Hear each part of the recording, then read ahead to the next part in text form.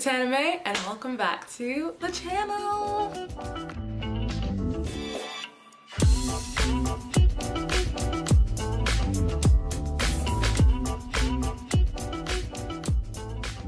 Okay, so I'm super excited because I'm going to be doing an update on my sugar detox journey and my kind of weight loss journey and everything that's going on with my fitness and all that good stuff. Wow, there's a lot going on. So I'm doing the I Quit Sugar program and I actually added a few adjustments to it, but that's what I'm doing. And it entails quitting sugar, all forms of sugar. So not all forms of sugar, most. Basically, you're quitting fructose, natural sugars, unnatural sugars, added sugars. You can still eat lactose and I think at some point later on glucose, I think, but you're trying to avoid fructose for the most part because according to Sarah Wilson, that's the most damaging form of sugar. You can eat bread and carbs and whatever you want, but the goal is to avoid fructose.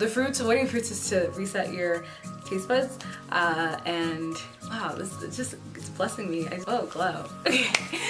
Yeah, so quitting fructose. I'm also cutting out dairy, which means I'm not eating any lactose, and for the most part any kind of sugar alcohols, which aren't suggested as well, but I do have some sugar-free ice cream here that I got from Kroger, which does have sugar alcohol in it, but it doesn't, I looked it up and everything, as long as I don't eat too much of it, it won't affect me in a bad way, and it's just a little treat I got for myself to, you know, good job. Also avoiding most grains. I'm not really eating much corn. I did have some popcorn today, which I'll talk about that experience a little later in the video. I'm not eating wheat, no gluten. I'm trying to avoid rice for the most part. I am eating quinoa, so that's why I said mostly grains. I am also not eating meat because I don't eat meat anyway. Even before I did this, I didn't eat meat. I'm a vegetarian. And yeah, so that's basically what I'm doing. And so far so good. I also don't eat that many carbs throughout the day, and I just kind of listen to my body and what my body needs, so I don't eat that much, but I'm not starving myself or anything. I'm eating enough, but I'm like following what my body tells me it's hungry and how much I should eat and everything. And when I eat too much, I can tell, so yeah, so that's what I'm doing. It's working out really well. And I want to show you guys, I'm gonna put two pictures here of, so it's been about, I think today's day 18 or 19, and I'm gonna show you a picture of me in this same jumper today and the day that I bought it, and oh my goodness, the difference is amazing. It's like,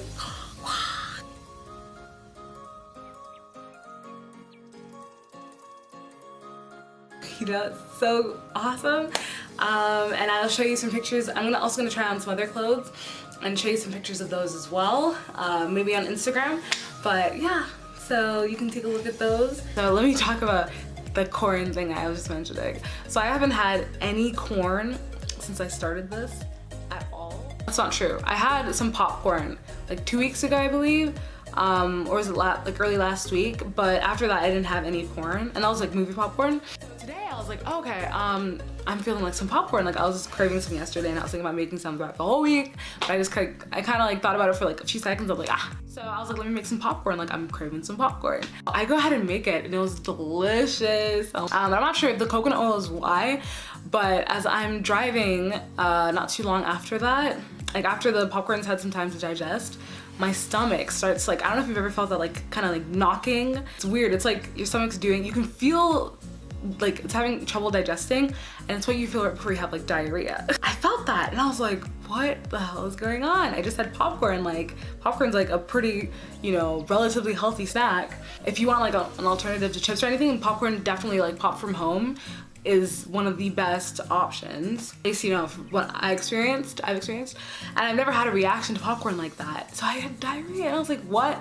And I knew for sure it was the popcorn because all I'd eaten at that point was 3 eggs, which I eat every single day. 3 fried eggs or boiled eggs, so that never affects me in any kind of way. I had some water, cucumber, and the popcorn. And I know it wasn't the cucumber because I had the cucumber like an hour at least before the popcorn hit my system, before like any of that kind of stuff started happening. So I mean, I'm gonna try to have some again like maybe next week and do it with a different oil and see if that's the reason why. It could have been because I accidentally heated the coconut oil a little too much, so it could have been because of that mixed with the pop. Something might have, you know, gone wrong, like molecularly or whatever, but that could be the reason why. I hope maybe I can have some more popcorn because it was so good. So cravings wise, like symptoms. So in terms of symptoms, I was getting really bad headaches the first few days that I did it because I wasn't eating bread anymore. I wasn't really eating that many potatoes. I wasn't eating any rice, and before I did this, I was eating a lot of bread and a lot of rice. Not that many potatoes, but a lot of bread and a lot of rice, which means mostly carbs. Like I could go a whole day without eating any kind of vegetables. No really greens, but just like wheat and rice. Terrible, like really, really bad. So of course my system was just loaded with carbs and sugar, and I just eat sweet stuff. And, oh my goodness, like my diet before was actually almost atrocious. So I really needed this. But yeah, so just all of a sudden it's like, nope, no more. And I was kind of cutting it out a little bit before I started officially doing the sugar thing, but not really that much. And I'd also gone to a restaurant the day before. Day before, and I'd had sushi, I had udon noodles, which I love. Udon noodles are like one of my favorite dishes in the world. They're so good. But they're made with wheat, and wheat isn't the best thing for me to eat personally, because I knew I wasn't gonna have any for a while. And I mean, this past the 8 weeks, I'm not planning to eat gluten for a long while. I was like, okay, let me enjoy my birthday. Let me have some sushi and some udon noodles. But yeah, like I was saying, I had migraines, which I never get migraines. Like once in a while I might get like a little bit of headache here and there because like lack of sleep or something like that, or maybe I didn't eat enough throughout the day, but I had migraines. And honestly, I didn't really notice when they kind of went away because I was like kind of like easing out of them. But oh my God, I had headaches and I just felt tired and I was just like exhausted. It sucked. It was horrible. From cutting grains, cutting rice and wheat, and also from cutting from like not eating that many carbs. I had mostly fruit. I had a lot of watermelon for the first 2 weeks because I was like, allowed to eat fruit. So yeah, those were like the only symptoms I experienced. Also noticed I felt, not a symptom, but like a result kind of, I noticed I felt way less bloated. I could feel it. And I was telling my sister when we were in the grocery store, and she was like, yeah, it was really bad for you. You looked really bloated. And I was like, wow. Yeah, looking back at the pictures, everything about me just looked like very bloated. It looked like I was like hiding like water retention, just whatever, you know, it just was not a good look. So after I quit fruit, which I had promised myself to do, after I finished all the watermelon that I had, we had a lot of watermelon in the house, a lot of watermelon. We just kept buying more. I was like, oh my God, watermelon. I finished it after someone gave me a watermelon for my birthday because they didn't know what else I'd want and they didn't have much time to buy a gift. And I was like, no, it's not a big deal, because I always kind of wanted a watermelon for my birthday, which sounds weird, but I mean, I don't need much. You know, I'm a pretty content person, but give me a watermelon for my birthday. Yeah. I mean, obviously take me out to dinner, but like little things. It took me days to finish it because I just, and there was other watermelon to eat, and oh man, it was tough. I mean, it wasn't like it was hard, like painful, but it was tough to finish it. So I was supposed to quit sugar this Monday. So that was the 4th, but I quit sugar on the 1st or the 31st of May. So I quit it earlier than most people do on this program, and that's fine by me. I mean, I feel really good. I do miss watermelon. I do miss blueberries and seeing fruit. My mom actually bought me a pint of blueberries, and I was like, I can't eat it because I'm not eating fruit. She's like, oh, good for you. And I was like, I know, good for me.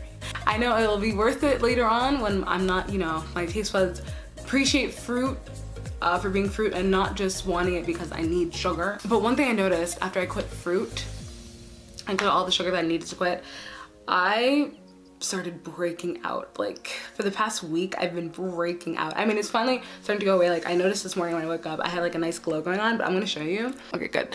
All right, so all this, like the really popping out pimples, those were not there before. And yeah, I did have acne before, which is one reason why I'm doing this, because I know that, you know, some of these foods really affect my face. But some of, like, there's a bunch of acne I didn't have before that just started coming out of nowhere, and it's actually gotten better. It was really bad like the middle of the week. I was like, oh my God. That's one thing I've noticed after quitting fruit. So my body is just like, you know, really cleansing itself of sugar, and it's super cool to see. That's a good thing. I feel really good, and it's only day 20, day 19 or 20. Let me see. Let me just check actually. Okay, so I am on day, show me.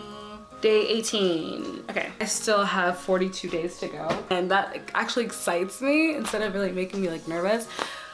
Because for one, in 3 weeks I'll get to start eating low fructose fruits again, which I am actually really looking forward to. Like blueberries, raspberries, honeydew.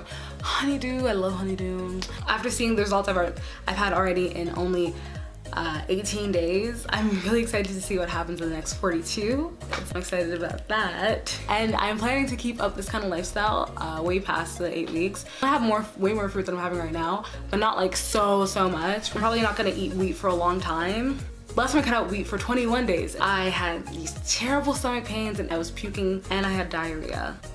I'm guessing that after 40 days, not 40 days, 60 days, going back to wheat would probably be, and then after more than that, so far my body is like, I don't miss wheat.